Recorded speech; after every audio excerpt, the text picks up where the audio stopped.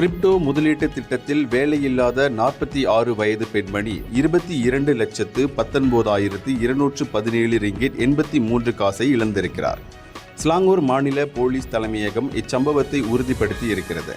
Arcadia equity company limited என்ற ஒரு இல்லாத நிறுவனத்தில் முதலீடு செய்யும்படி அந்த பெண்மணிக்கு ஆசை காட்டப்பட்டிருக்கிறது.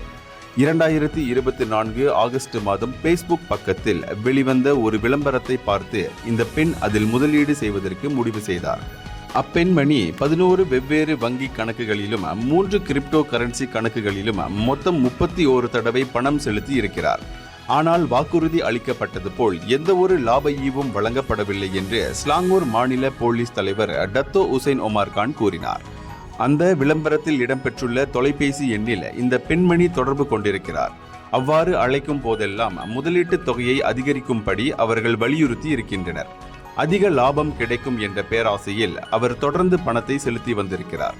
ஒரு கட்டத்தில் இது ஒரு மோசடி என்பதை உணர்ந்த அவர் போலீசில் புகார் செய்தார்.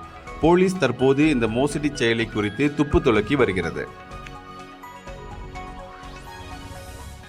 இந்தியர்களின் இதய குரல் மக்களோசை.